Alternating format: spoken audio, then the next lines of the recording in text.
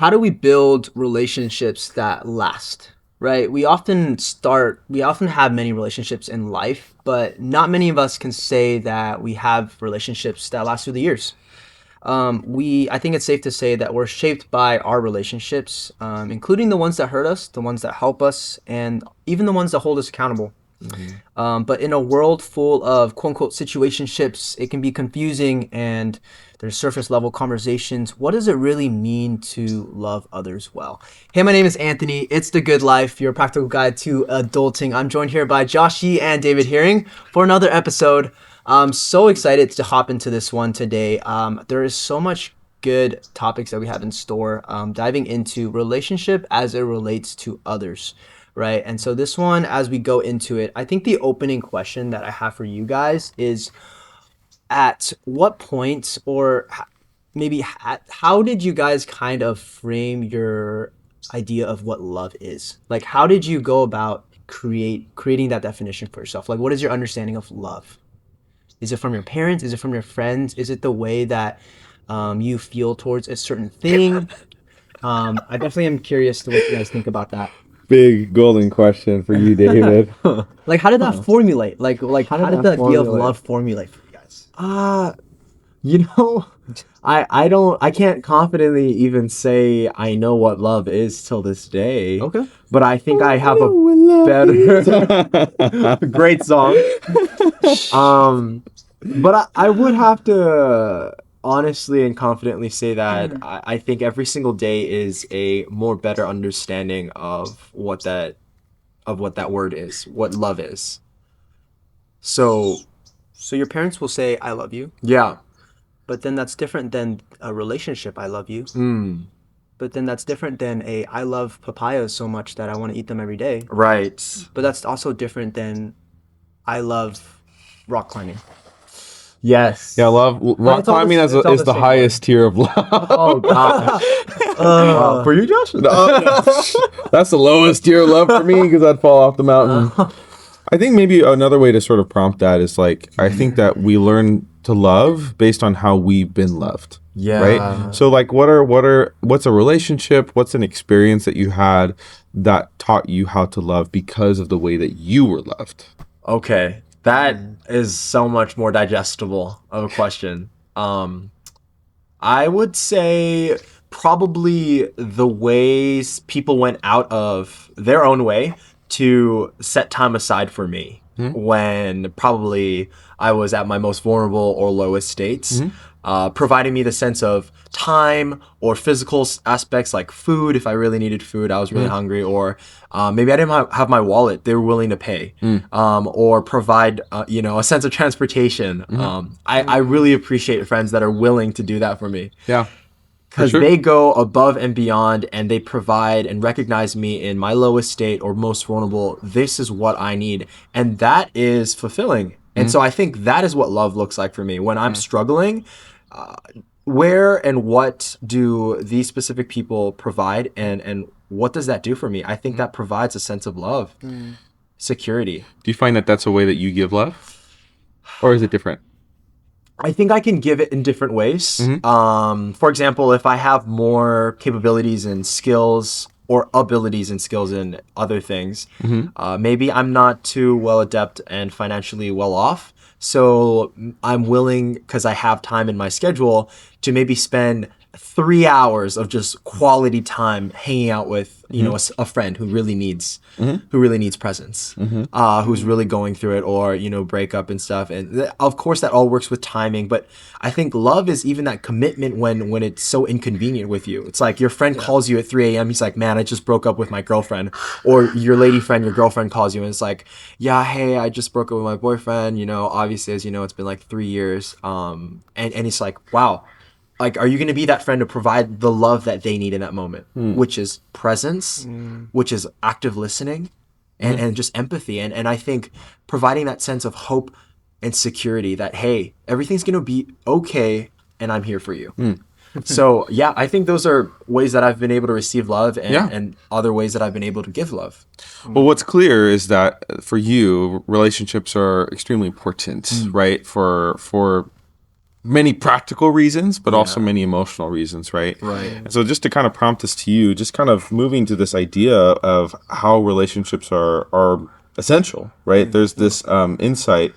Harvard did an 85-year study of adult development and found that good relationships are the number one predictor of happiness and health, not money or fame, right? So just kind of on that topic, and if you want to sort of touch on that previous question too, you're welcome to. Yeah. What role does friendships, relationships, either familial or platonic, play in your emotional health right now? Ooh. Yeah, Is it essential? Is it non-essential? absolutely essential. Mm. I think we've often heard like we're the average of the top 5 people we spend the most time with. Mm-hmm. I think that even goes far beyond that. I think with how we spend our time with people and like the people around us has such a big impact on who we are, on what we and how that's kind of I think practically manifested in my life is being picky about who I spend my time with, Mm. because I'm realizing that if I'm choosing to spend time with someone that is drawing away energy from me, Mm-hmm. that's a choice, and that's an alternative to having being able to spend that time with someone that's actually pouring into me. Mm. And so that's I think an active choice. When it comes to love too, as we open this Mm-hmm. topic of love and this idea that love is a choice. It's something that we choose to do every Yeah. day. It's something that we kind of have the option to do or not. I think, Mm-hmm. and that's the beauty of it, is that you're not forced into love. Mm-hmm. I'm not forced to love you, David. I'm not forced to drive you if I don't want to. I always have the option to. Yeah. But because I choose to, that's love. Well, I think that that's a great transition to talk about love languages, right? And just kind of flesh out this conversation about love languages. In case you're not familiar, there's actually a book called The Five Love Languages, and they're just. I think my dad and I have had so many conversations about this. So the five love. What's the humor in that? David's just looking really good over there. Yeah. I can't hold back my my expression. Yeah. It's, He can't hold back his expression of love. one of my Yeah, oh my gosh. just one of my love languages is like visual appeal. Oh my god. Being in the presence. Let's see if that's one of the love languages. or, of the I'm like five. looking at this. maybe yeah. So the five love languages are words of affirmation, quality time, acts of service, gifts, and physical touch. And I think one additional thing that I want to say about that is I think often love languages are used more in the expressive side of it, right? Where it's like I'm really good at gift giving, right? But my dad and I have really fleshed this out because I've read this book and he's read this book. Great book. We've talked about great book, by the way, highly recommend. But love languages are also the way you receive love too, and it goes both ways, right? So I think just to kind of start that love language, what's your love language in terms of how you express love? I think you already talked about it in terms of acts of service, just maybe how you receive love, right? But what are ways that you the ways that you give and receive? Yeah, I think there's also important to kind of note that Sure. how you give is not how you receive.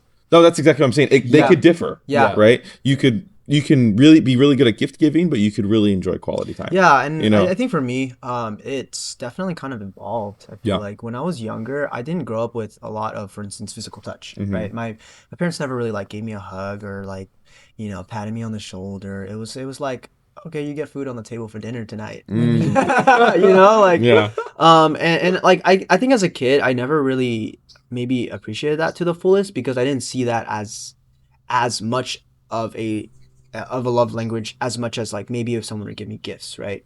I think from a fundamental age, I was like, okay, you're giving me something that's for me, that's very like that you bought for me. Like I saw that clearly as like, okay, you love me.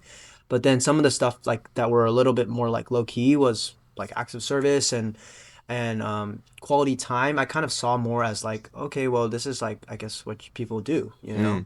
But I think for me, the love languages that I tend to receive the best or like to be received on, it's different when it comes to like friendships versus romantic relationships. But I think quality time is a huge one for me, because I think time is one of those things you can't buy back. So I think it values so much more than gifts because I can always spend more money on you, but I can't always spend more time with you. And obviously life is short, and so you only have a limited amount of time with everyone. I think the way I give love, I think tends to be often through, I think in some ways, I think there's this connection between like because I like quality time, I give quality time. Yeah. Like in a way, like the way I like to receive it is the way I like to give it. Which now I'm starting to understand isn't always the best way to love others because you got to love them in a way that they're like receiving of. And so that's I think another interesting thing. But I think to go off that, I think I often give love in a way where I'm giving my time. It's very interesting. Yeah. No, to summarize, I think that you're saying that there can be times when the way that you love other people is also the way that you receive. And so often I think it's easier to do that because it's like it's easy to give and you're getting out of it because you're like, oh, I'm also being loved on because they're spending time with me. When in actuality, it's like, what if they need more acts of service? That's how they are loved. Yeah. You're actually not necessarily doing a disservice, but you're not being honorable to that way that they receive love. But they're best loved. Yeah. Yes. And so I think that this is a really good transition to this question of have you ever felt unloved simply because someone expressed love differently than you receive it? So like as an example, right? So like Anthony, the way he receives is through quality time. You receive through acts of service, right? If someone was trying to love you in a way differently than how you best receive it, has there been a moment when you felt maybe unloved? Or you're like, wait, I don't feel like I'm being appreciated and cared for in the ways that I want to. And how did you contend with that? Did you communicate against that? You know what I mean? Does that make sense? Oh, absolutely. I think that's such a complexity that you have to navigate as a human being. Yeah. Is the almost like you're dealing with the discrepancy or the differential is what you call it, because you're met with, okay, the thematic playing field right now is what's equal is everyone has a love language, and then you're receiving of one love language, and this other person is receiving of the love language. You're on the same playing field. It's love language, but then the way that you receive it is going to be different, and so you're taking it, and so they're not able to fully fulfill that, and you're like, wow, you're totally missing the mark here. Then there's discrepancy, there's differential here. So I think the mark that I'm trying to make in this point is, the complexity we have to navigate is then how do I react with a sense of acknowledging what is going on in this sense of feeling unloved or underappreciated? Yeah. I think for me personally, when I come across an instance like that, I think is a really big thing. Depending on the emotional maturity of the other person, I'm willing to take some time to communicate a confrontational, Well, just you discussion. address it. You say, I noticed that you did this. Yes. I tend to receive love through spending time with you. Yes, or yes. Like if you you don't have to give me gifts. I just appreciate that you just drove me. Right. You know what I mean? And so that's so in clarification of that, I think once again, depending on the emotional maturity of the person, Sure. more time will be either invested because I know that you'll get the quality of what I'm trying to say, and so it's worth it for me to speak a certain amount. But if they are incapable and maybe lacking the emotional maturity that I'm looking for, then I know that I have to really measure my time with them, because there comes a certain point where certain people will miss a message because they almost feel as if you're lecturing them. And that's the difference between the differential and the complexity you have to navigate in that discrepancy is because they think, okay, you're missing now this little gap. It needs to be filled. I feel unloved. You're communicating it. So you're matching back and forth. Yeah. And so everyone's going to take that differently. And so with me personally, I think that's what it is confrontation with those and matching them at the level that they're at to emotionally be, mature to either receive it so well. And then if not so well, how do I communicate that in a qualitative way? Well, it sounds like fundamentally clarity is your best tool in that, right? Being really clear about the ways that you are loved and the ways that you give love, and even just like you said, if the person is prepared for that, to identify the ways that they do that too, and just sort of being on the same page about how this is working or it's not working, if that's like really a thing that you want to focus on and improve in, Right. and just kind of to propel that over to you, Anthony, in terms of, you can talk about if there's been moments when you feel unloved and the way that you've responded to that. But even as sort of a transition from that, how then can we be better at loving people in the ways that they want to be loved, and the ways that they best receive love? You know what I mean? So if we're talking about Yeah. David as an example, right? You shower him with gifts and quality time, but he really feels most appreciated when you do acts of service, like driving him. Like, that's his most important thing. Yeah. How do you identify that? Are you more direct? Do you just kind of sense that from somebody? What's your process? I go for the juggler actually. The juggler? Straight shot. Wait, what do you gotta clarify? What do you mean by that? I think a bit of like relationship experience. I think Yeah. from what I've had, um, it's I think very common to love people the wrong way. I think the idea Whoa, that what do you mean like by that? I think we often love people in a way that we understand love, which Mhm. for me is giving people quality time, but sometimes what they need is just for instance, I think what I've ran into is like having to date in a busy season of our lives, right? So like I Mhm. think at the time, like me and the person I was dating at the time, we were in nursing school, Mhm. and so really busy schedules. Part of that is time is not of excess. It's not something that just is free. Like, oh, I have Mhm. all the time in the world. Let's go on dates every week and do that. Like, it's a very dedicated amount of time that you have to set aside. And so, with that being said, quality time looked different for me. Quality time, like for me, I interpreted that as we're having to set aside time, like to really go on a date to intentionally get to know each other. That's for me. It's like we have to get to know each other for that to be quality time. Mhm. For her at the time, it was like just being in the same room. So already there was this discrepancy between like quality time for me and for her. And so I think part of that is what you need to kind of distinguish in your relationship. But what I'm driving at in terms of going for the juggler to round it about there is I think one of the best things, probably one of the best relationship advice I have ever heard, and we'll get into this in episode 20, but is ask that person, how can I help? Mhm. That's it. Mhm. Don't offer anything. Don't mention anything. Just say, how can I help? How can I be of service to you? Mhm. And let them answer for themselves. Mhm.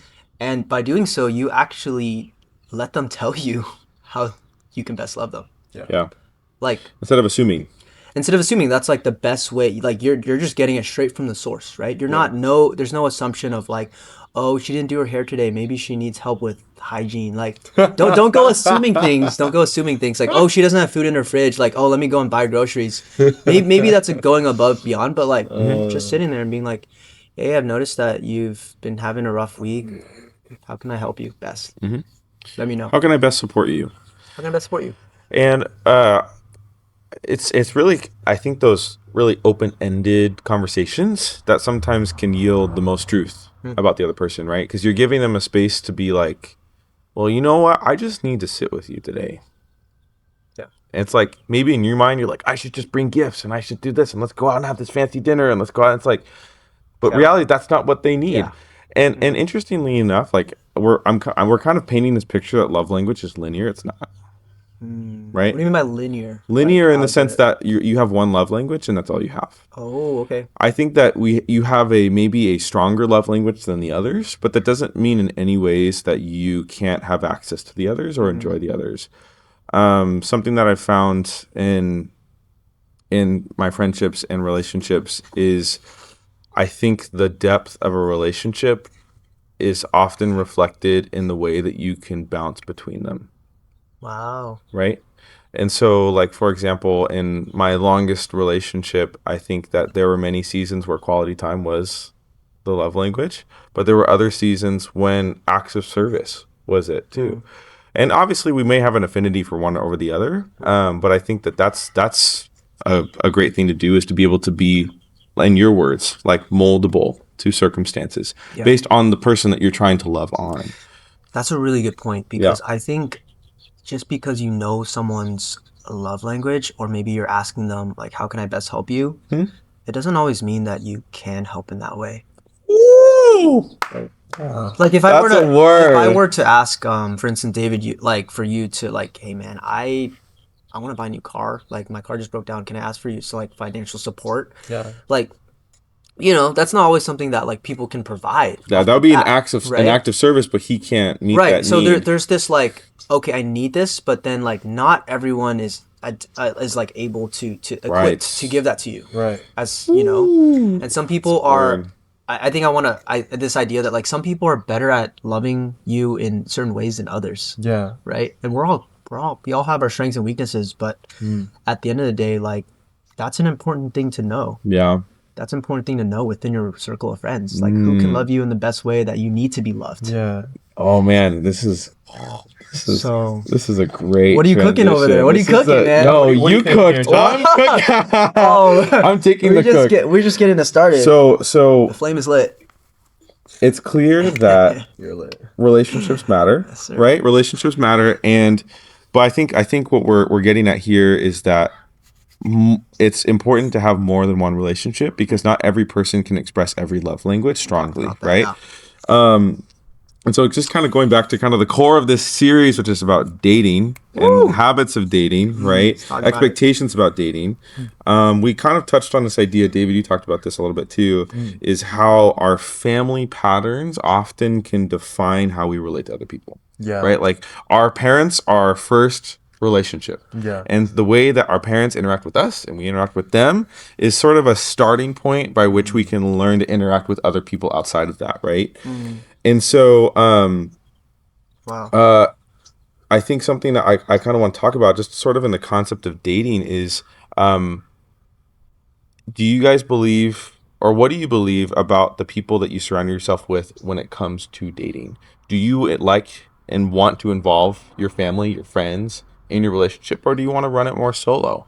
Or is it somewhere kind of in the middle? How important is it to have your family involved in that?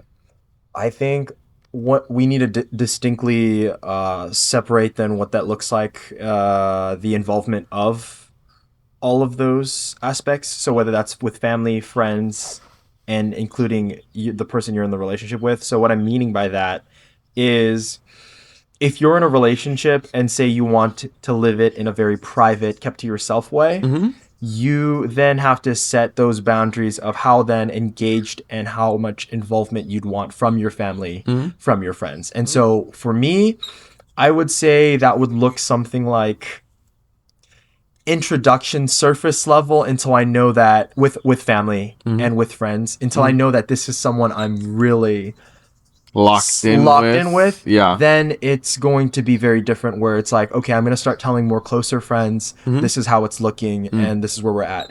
And none of that though with friends and family happens until I know for certain between me and that person we are solidified and locked in. Because your relationship with that other person is between you and that other person. It shouldn't be between what your You mom and says your about your family. relationship. Yeah. It shouldn't be about what dad wants in preference. Yeah. Or what your friends think about this person. So are you saying that you should be private and then you should be more open about like what's kind of your I think that's the approach that I'm pushing. I'm pushing that I hear you. solitude within a private relationship, like keeping that in that Separate. essence, Yeah. is important and key, and I advocate for that. I encourage this. And then you can start branching out then to kind of the explorative of, okay, friends or family, this is in the now, in the know. Well, I think the question I have that comes to mind also is like, at what point then Yeah. do you start bringing in family? Like what? Yeah. Like when is it Yeah. okay to introduce it to mom and dad or to your friends or to all this like, Going, I'm just curious because I'll give my 2 cents after I Okay. kind of understand your going back into it, it's the same thing. So once again, the establishment of knowing distinctly when you guys are locked in, I think is probably a really good point as to when friends and family should be involved. So up to that point, it's just you and her. You Like, and her, You but and her the- against the world. There's You and nobody her, else in that bubble. no one. But the thing is, audience, and you guys know that you live life, and people will see you guys, and they'll make assumptions, right? So they'll be putting puzzle pieces together. But see, that doesn't matter until you're locked in, because what matters then is what you guys have solidified, and then you speak that to life to your family members and to your friends. Because the thing is, what they're looking at is not necessarily quite what actually is until you claim that to be it. I think my pullback with that is that it's important. I think personally, I think I would say that it's important to have people invested in a relationship from the very beginning. I think that's the argument I would make, just because I think that you can, like you said, like you're waiting for this point where the relationship is solidified. But then I think the downside of that is you can be solidified in a toxic relationship, and then you're bringing that maybe not so great relationship to your family and friends, and then only for them to tell you like, hey, I don't support this. But then like if you had included them from the very beginning, maybe not your family, but maybe like even some close friends, and run it by them, like they could have called you out a lot sooner and been like, no, that's a red flag, like you gotta get out of that. Well, I think that what you guys are both getting at in your own ways, respectfully, is like this balance between how much should we let our family and friends invest, dictate, influence the way that we are in dating or in relationship, right? And it's clear to me, like, I think that there's sort of it seems to be more of a question of timing, where it's like, how soon, probably right out the gate, let's see how it goes first on our own. But I would contend to say that maybe it's a balance of both, right? Where like I think that the relationship that you have with the person that you are maybe choosing to spend life with, if on the short term versus the long term, right? Like that's your relationship. Ultimately, whatever anyone else says, it's your choice. Like even if it's a toxic relationship, it's still your choice. Like there are people who are in toxic relationships who are still in toxic relationships, Sure, because absolutely. ultimately it's their choice, right? But I think there's also something to be said about. I think it also depends on the person, the people, and that you're surrounding yourself with, that you trust them, right? Yeah. And he and I were talking earlier. It's like it reminds me of like Mean Girls, like the movie, right? Where it's like there's a boy and it's like, oh, like we have a vision for the person you should be, but maybe it doesn't actually align with the vision that the person that you want to be with. So maybe even at that point, the opinion that the people that you are bringing into the conversation right out the gate isn't actually helpful, because it's steering you away from the person that you maybe should be with. You know what I mean? So it's like there, I could see. I guess what I'm trying to say is like there's gray to that about. I think it's who you're with. I think it's about who you're with in terms of the relationship. It's about who you surround yourself with and who you trust, and maybe the credibility they've had in the past. Because it's one thing also to say is like there's an importance in recognizing, in either case, when your friends' families' opinions are helpful, or maybe they're just noise, right? Like maybe they're saying it to say it, or maybe they're saying it because that's what they think, when maybe it's not actually in your best interest. Yeah, I think that's a good. I think there's definitely. It's just a caveat, Yeah, there's that you keep in two mind. things that immediately come to mind, I think, when you bring up that idea. One is like the idea that we opened up with, like, what is the quality of your friendships like? Because if you think about it, if you're getting a relationship advice or getting someone's second opinion about something, you have to be willing, and I think this, like, whenever you're asking for someone for help, you have to be willing to Receive. be able to do what they're gonna tell you to do, even if that goes against what you believe. Yes, So that's a good point. So with that being said, because like, why are you asking for advice if you're not going to take it? That's also true. Are What are you you- looking it out for? Are you just looking just to Right, hear and it, there's just this idea that I was thinking about throughout this week. It's like, are you asking me? Are you asking questions? Or are you questioning me? Ooh, Like, what is your intention true. in bringing that question mark into my life? Yeah, Because it's true. if you're not going to receive that, then why am I to give that to you? Right? Yeah. In the same way of love languages, if it's not received properly, then the giver is not going to continue to give, right? Yeah. Like there's no reception of that, right? It's like trying to love Yeah. someone that doesn't want to be loved. Yeah. Well, I think the thing that you're touching on is, and my dad and I have talked a lot of this. I talked to my dad about blinders. I think is the word. And, Right. and when you like, so it's like for me, it's like I'm seeing someone, and like that's really great. But it's so important for me to involve my friends, my family into that conversation, because and I was telling this to David before, I only have one pair of eyes, and when I look at this person, I'm only looking with one pair of eyes. But if there's 2, 4, 10 other pairs of eyes that look at this person, they're getting different angles that maybe could see parts of her that maybe I'm missing with my only single pair of eyes, right? And so to your point, it's like maybe I see in this person like this is exactly the person I want to be dating, but someone notices something that I'm not seeing, and they say, "Hey, you know what? I noticed that I know you say this person's great, but I noticed this thing about them, and it's concerning me for you." Yeah. And in that response to me is be like, "Oh, so like, wait a second, like you're telling me that this may not be the right direction to go," kind of like you said, right? But that I think that that's exactly what you're saying is like, if I'm asking for that, I should be willing to receive and contemplate and think on what they tell me. Yeah, it's Is like what you're saying. it's kind of like don't ask to just ask. But Yeah.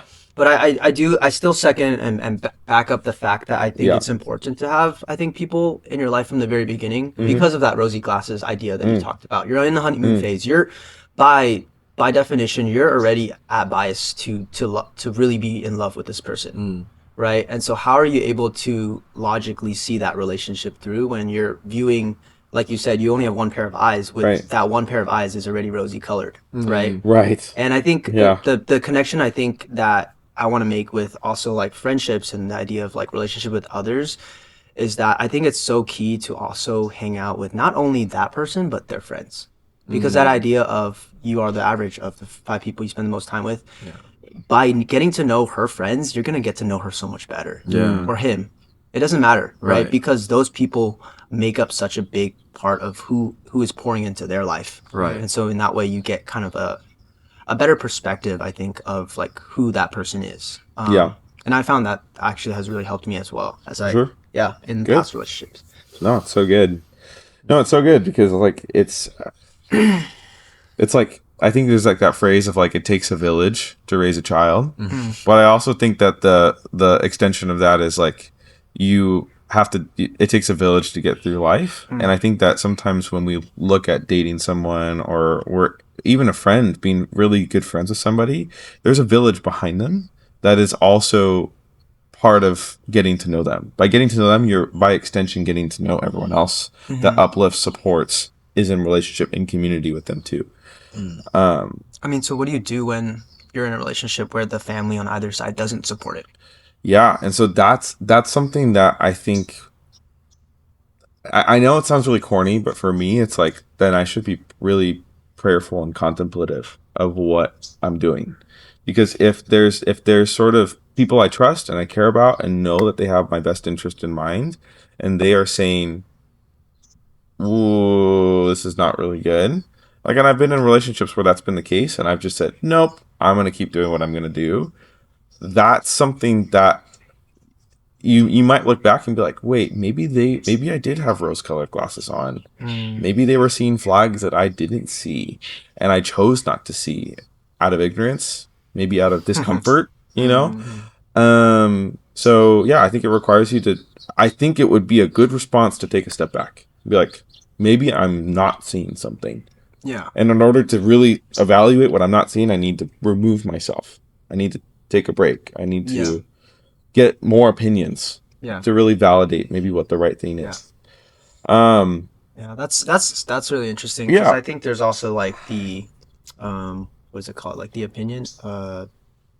There's like this certain confirmation bias, right? Yeah. That we look for information that kind of Affirms what what we believe in. want. Yeah. Yeah. I think that's so apparent in dating relationships. Oh my gosh, it's such a word. Yeah. Because I feel like we'll go to, well, I know I did this too. Yeah. I'm going to people that will affirm what I believe in. So you're like, just to make that confidence stronger, right? And that's not always a bad thing. Yeah. But it's good to have an objective, I think, view. Yeah. Or more objective views. Or people who go to the people you're more afraid of to go to. Go to your parent that Or you're people like, that disagree with you. yeah, And ask them why. Yeah, or be like, Right? so why do you not think I And should see be if it's a dating this person? valid argument, you know? So I think that this is a really good.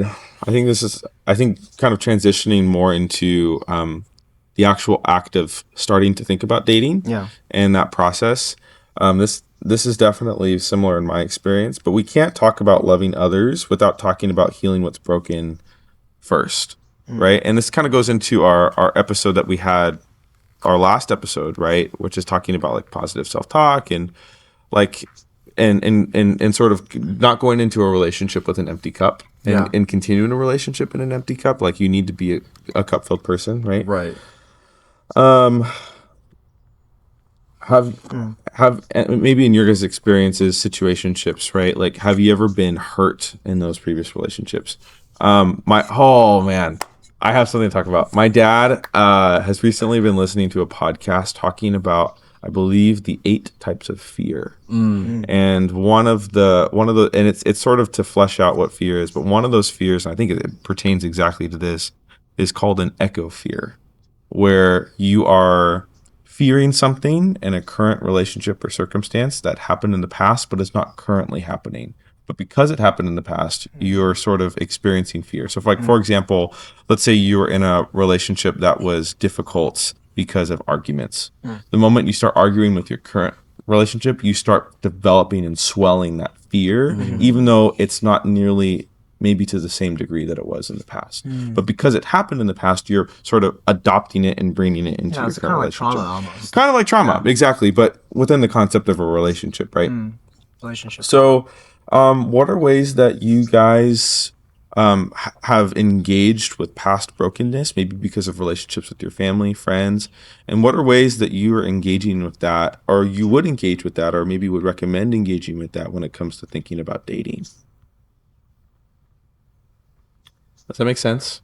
I think that relationships are, maybe I'm jumping the gun here, but I think so often they're seen as like a solution to a problem. That's exactly what I was going to get to. When I think what they really are pieces of like a missing mirror almost, to draw that analogy, because I think they really just tell us like what is. Like, if you want to know what's wrong with you, go into a relationship and you will, you will 100% find out, because they're going to tell you to your face. So true. Or it's going to become apparent very quickly. It's going to be apparent, yes. Yeah. And all your horrid. iniquities, all your downsides will become out in the open, and they're going to be attacked, right? And then it's I think it's part of what ties into what you're gauging at, is this idea of past hurt. Yeah.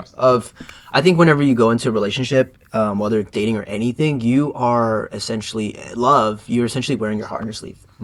Because if you're in a healthy relationship, I think that's good, and that's good to do, because you're opening yourself up to vulnerability. Right. That's how you get close with somebody. Yeah. But in doing so, I think the other side of that is that you're also opening yourself to be attacked. Yeah. Right. And because that's the case, I think that actually leads to a lot of, eye-opening things. I think for me, as I reflect on that, as I've for sure been hurt in past relationship, I think everyone has in some way, in some form, whether it's big or small. But I think the approach that I take is that I ask myself, like, hey, how come I felt that way as a response to what happened?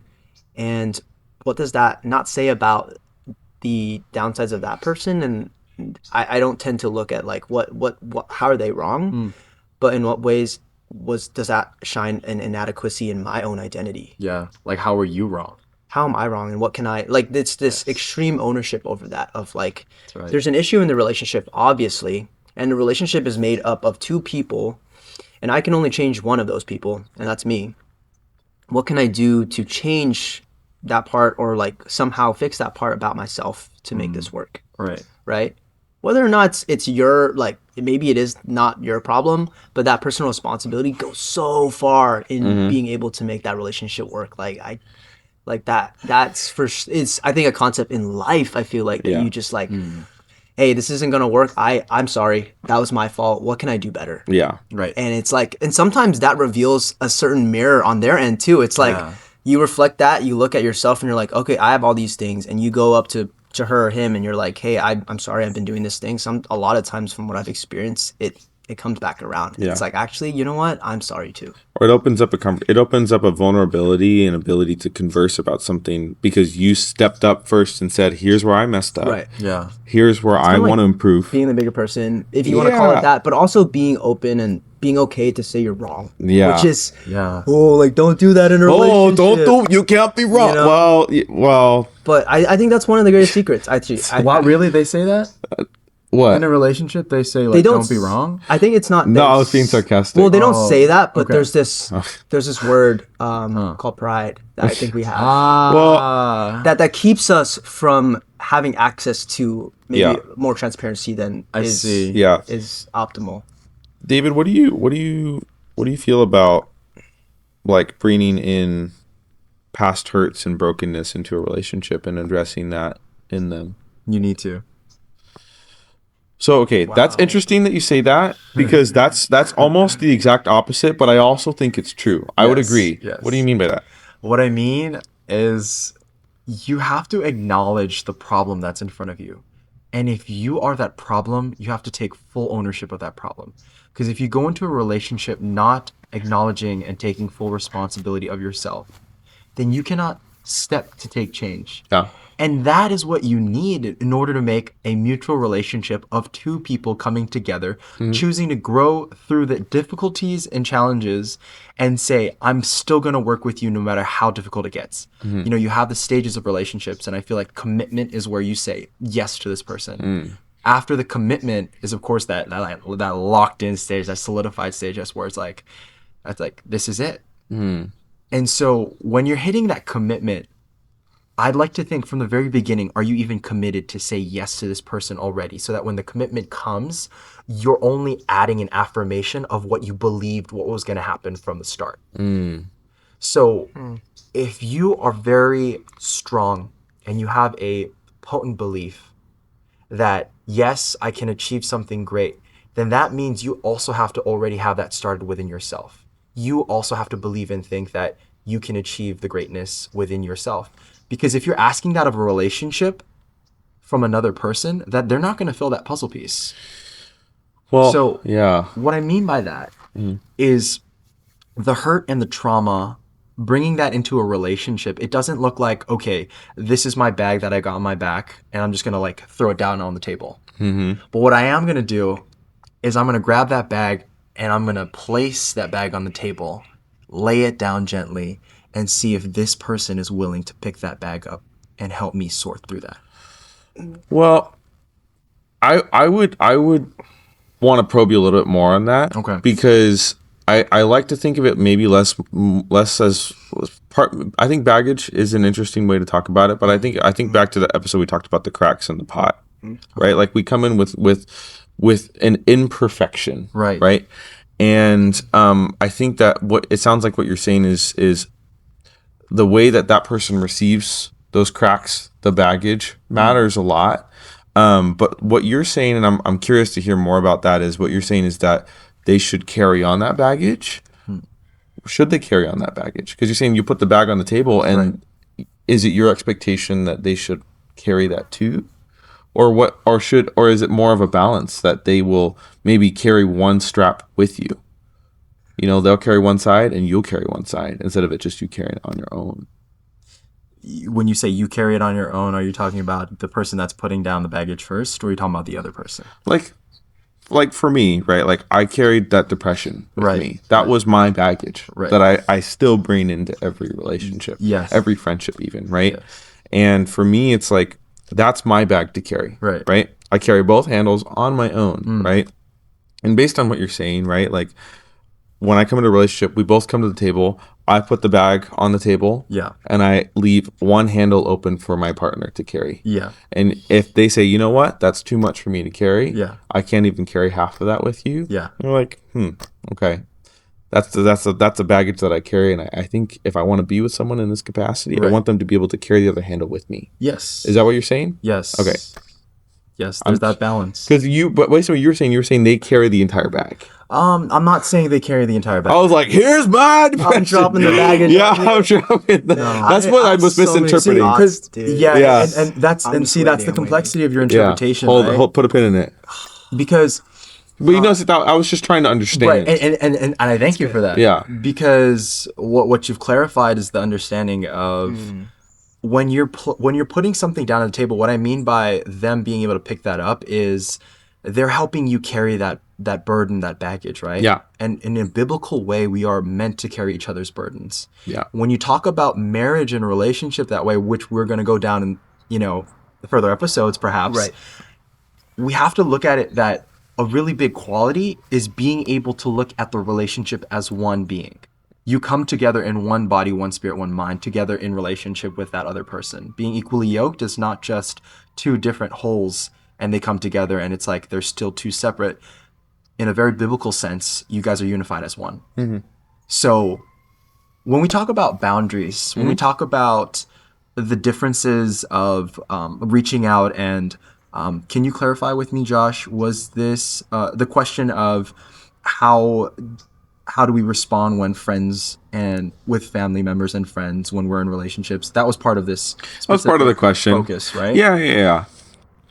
Well, it's. I think no. I think the thing that I was really mainly focusing on was the baggage. Like we bring baggage into our relationships. Right. We all, like, whether we're aware of it or not, right?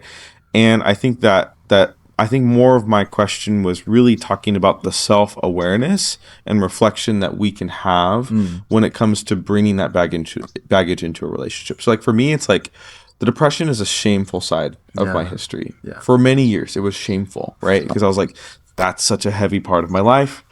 I don't want to burden other people with that, right? And let alone, I don't like burdening myself with that, let alone someone in a romantic relationship. But I think the self-awareness that I've grown to develop with that in the context of a relationship is that this is a part of my story. Yes. It's a part of the journey that God has placed me on, and it is something that I should not be ashamed of. And going into a relationship, I have a desire to look for somebody who can recognize that with me and partner in that journey with me too. Yes. That there will be seasons when depression comes for me again. Right. But she will be acknowledging, aware, and willing to partner in holding that baggage with me. Taking on the depression with Not taking it on for me, because that's a toxic side. That's a codependency. Taking it with you. Exactly. I'm saying it for that particular reason. Right. It's like T is partnering with me and carrying that baggage together Because that's instead of alone. Big difference. It's a big difference when we're taking it on and then taking it with. Yeah. Because the partnership once again is unified. Yes. And for everyone listening, I mean that's a really big deal. Yeah. Like thoughts on that, Anthony? Thoughts on all that, Anthony? Come on. I think I hold the unpopular opinion maybe here that I feel like you shouldn't enter into a healthy relationship or what you would aim to be healthy if you have baggage that isn't addressed. And I think I'm going to flesh that out a little bit, but I think like obviously like going to relationship with depression, going to relationships with past things like is inevitable. Like you're going to come with a history, right? There's a receipt for everything you pay for, right? Whether you like it or not. But I think it goes back to what we talked about in the last episode of Singleness. It's from my current experience of being in a relationship and then going into a season of singleness, like what are you doing in that singleness before you're jumping into a new relationship? Are you addressing that stuff that you learned, or like are you reflecting on what made that last relationship not work? Yeah. Or are you just jumping into the next one with all that stuff not having addressed or reflected on? Because I think that's really important to address. You know, it's one thing to have that kind of covered and, you know, understand that, hey, I have depression and I have a good grasp of it. And you guys bring up this idea of like the bag, right? I don't think that it falls, the responsibility of who holds the bag completely should fall just between you two. I think there should, again, be, as the topic of this episode is others. It should be others also hands on that bag. You got church people, you got friends, people that support you, you got family. It's not just the two you guys holding the bag and just you guys, right? You've got other people in that. And so, you know, all the burden or quote unquote burden of that, you know, baggage that you're bringing into that relationship doesn't fall completely on that person. It's like not like 50%, like 100% to like then 50-50. Absolutely not. Like, and what I say when I say like, I don't think it's healthy to, or I hold the unpopular opinion that you shouldn't go into a relationship with baggage is that I think more so to clarify that statement, it's more so going into a relationship expecting that they're going to hold their weight in terms of your baggage. Right? Because I think, I'll finish my thought, but I think it's like you go into that with obviously your bag of baggage, but having people in your life that are also holding that with you. And you have this bag already fully supported on its own with or without her. Yeah. Because again, the idea of going into a relationship, are you going as two halves or two wholes? right? If you're going into that with that bag already crumbling with holes and you're Oh no, Yeah, like- I'm just processing. sorry, am I going No, too you're great. quickly? No, you're good. You're good. You're good. Sorry, but like, yeah, if you're going into that baggage that's like two half people, Yeah. versus two whole people that are coming together Right. in unity through Christ, and there's this beautiful, strong foundation, Right. Because like a house, right? I don't know if you guys know, but the longest parts of planning a house is the foundation, the setting foundation, the planning of it, and the finishing product, right? And that's, I think, is beautiful analogy for also like setting the foundation of a relationship. It's the hardest part is getting that started, of building up like what it looks like, of being able to set a good foundation, and from that you can build up the walls, and then finalizing it, which quote unquote we'll hint at is marriage, right? Is also a very difficult part that takes a lot of discussion as well. Right. And I think that going into it, you have to have your bag, your own weight held, and you're going into it inviting her to also put a gentle hand on that and be accepting of that baggage as well, which is already held up on your own, Right. but she's willing to participate in that. Yeah. You go first. I just wanted to clarify. Yeah. I don't think me, we're dude. necessarily disagreeing, because I'm affirming and agreeing with that. I think, though, what I'm trying to say is I'm looking at a relationship. If you place down your baggage down of your trauma and your hurts and all of your broken pieces, I still see that as two whole people, because what I say is two whole people are ready for a relationship. Their values are aligned, equally yoked. Christ is mainly at the center. That's the most important thing. And so they can still be two whole people with all their broken baggage. So what I'm saying is the two wholes place down their baggage at the table, and they can still come together. So I'm agreeing on that. I think I'm just looking at the two wholes a little bit different than you're looking at two halves and two wholes. And what I wanted to also affirm is I'm not saying just that the romantic relationship or the partner relationship with whomever your partner is gonna only be the one to carry that baggage of, for example, if you have depression or anxiety or a food eating disorder, to walk and share that with you. It's not just them. I'm saying that relationship of romantic partner shares in that alongside your church, alongside your community of climbers, alongside your academia and school mentors. The relationship aspect, sure, should be a part of this, but it isn't everything. And I think that's a big distinction and clarification I just want to lay down. Yeah. Because it almost maybe seems as if I was making that, but I think we're all partaking in that. So once again, it's not just the relationship, but I think even every other aspect should be a part of it. So I really love that. Yeah. Yeah. I think as we come into our last 10 minutes here. Yeah. Yeah. I think I'll turn it back over to you, Josh. But I think that there's people that, maybe it's a hot take, but I think there's people that shouldn't be in a relationship, or aren't at least ready to at their current stage of life. That you're probably walking around as maybe I'll get hate for this, but as you're walking around as like a liability for a relationship that's just like a disaster that's just waiting to happen, right? Because if I were to paint it real quick, like how can you expect to be in a healthy, thriving relationship if you have like issues that you haven't addressed with like jealousy? Like every time that person is spending time with someone else, you just get boiled to the brim angry.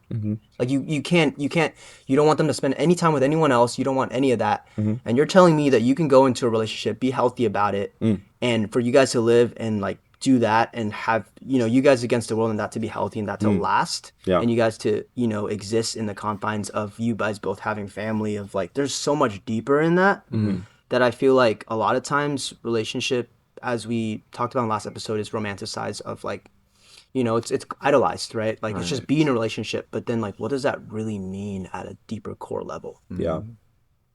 Yeah. Sorry, that's heavy. No, but this isn't. No, this is. I'm this gonna is, just be. That's my real like. That's no, that's real a raw hot thoughts take right there. Hot take. Sure.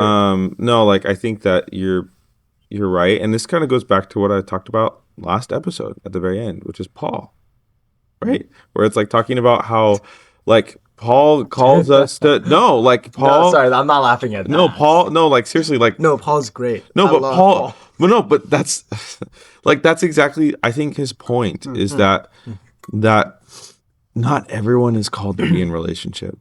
I speak that over myself. I speak that over each other, and I speak that over everyone who's listening. You can be perfectly called to do what you're doing on your own. That's what Paul says. He's looking right into the camera right now because that's the truth. That singleness is a calling just as much as being in relationship, right? And I think that it's important to remember that. I've experienced that through my parents and just their lives as together and individuals, and it's like I've seen that through other people and their experiences, and it's like singleness can be as much of a calling, is as much of a calling as being in a relationship. Just wanted to say that, put that out there. So just kind of to close off, I think just to kind of hit some of the main points, we need community. We need the people beyond just ourselves. Like we talked about last episode, community is not only important just for just general emotional health, but also I think is essential for accountability within the conversation, particularly that we're talking about when it comes to dating. Love languages matter, right? The way that being self-aware of how we give and receive love, but also the ways that the people around us give and receive love. That's family, that's friends, and that is very specifically people that we're trying to date, right? And most importantly, the baggage that we carry. It's so important to be aware of that. It's so important to kind of do a full assessment of that, to be like, what am I bringing that I'm aware of and that I'm not aware of into this relationship, into this dating scene, and how is that going to what am I expecting of my partner, if anything, with that? And if I'm expecting anything, is that fair? Is that realistic? Is that what I should be expecting of them? Right. But ultimately, I think it's really great to leave sort of with this passage. It's Romans 12:10. It's actually one of my favorites. It says, "Be devoted to one another in love, honor one another above yourselves." I don't think that this passage is talking about disregarding yourself when it means to honor others above yourselves, but I think it's honor those around you as you would honor yourself.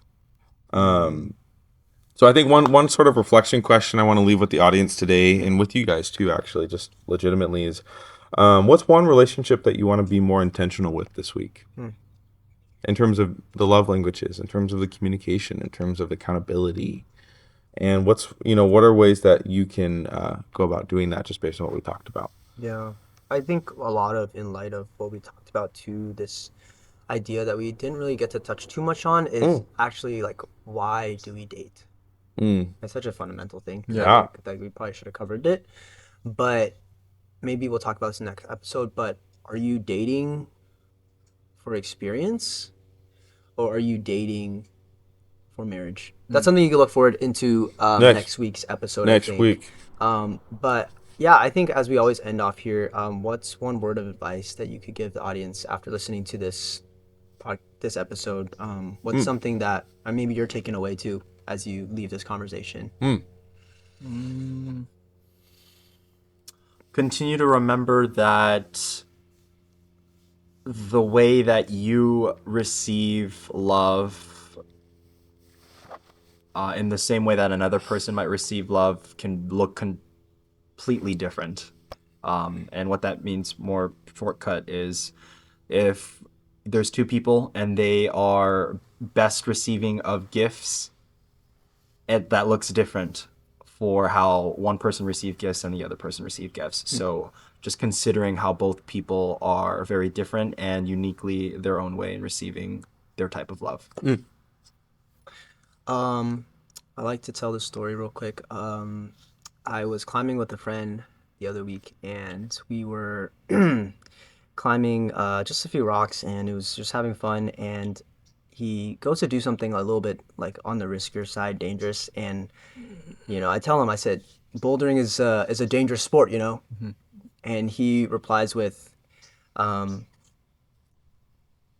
dating is a dangerous sport, but guys do it anyway. And I think with that, I'd love to just, realize that dating there's a little more weight in it, I think, than society puts. I think there's a little bit more, and yeah, that friend was you, David. I don't know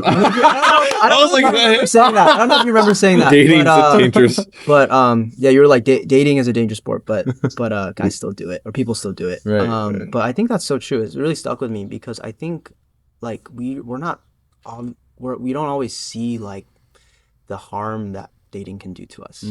Right? We only see what's on the good side. That's like maybe the one part of life that we're optimistic about. Maybe sometimes.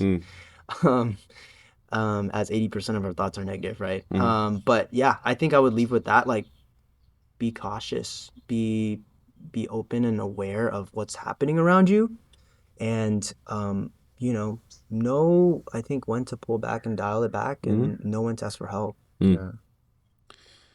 Yeah, it's a word. This is just all good. Come on, relationship expert here. I've Give been us through something. it. Give I've us been through something. it. Give us something. I'm just coming from my limited experience, and I have a lot to work on and so much to grow in when it comes to relationships. But I guess one thing that I've learned, especially recently, is that healthy relationships are possible. I think we live in a culture that sometimes that's not the narrative, but it is possible. And when you see it, you'll know it. And when you're experiencing it, enjoy it because it's great. I'm gonna pray us out. Yeah, gracious God, just thank you so much for these two awesome people that I could just engage with and talk about these really exciting and hard topics. Just for anyone who's listening who just feels that any of these words just dwelled with them, Lord, I just pray that you would challenge them just to pray and think about these things to a deeper level, Lord, with you. For anyone who's in a relationship or not in a relationship, who's thinking about dating or just dwelling and thinking about the relationship that they're in, Lord, I just pray that you would just continue to soften their hearts to your presence and just continue to grow and develop them in the ways that they love each other. And just even if you're in a place of singleness and intentional singleness, that you would just take what we've talked about in terms of loving one another and just take and run with that. Learn to love your friend, learn to love your family, learn to love yourself in that way, Lord. And we just pray that in these next few episodes, as we just continue to dive into these topics of relationships and dating and marriage, that you would just bring about such more truths from you, Lord, just so that we can continue to grow and benefit the people around us. We thank you for this time. Amen. Amen. All right, it's gonna be episode 17. Thank you so much for watching. Like and subscribe if you feel led to do so, and just thank you for always tuning in. I think this has been such a really eye-opening series. It's Yeah. like getting into topics that I feel like we didn't even plan on getting into, but really diving into some of the stuff that needs to be definitely addressed. So Come on. tune in next week for a relationship, probably arguably maybe the most important relationship out of any that we have, our relationship with God and spirituality, but also faith and maybe also what you believe in as well. But yeah, tune in next week. We'll see you guys there. It's The Good Life, your practical guide to adulting. We'll see you in the next one.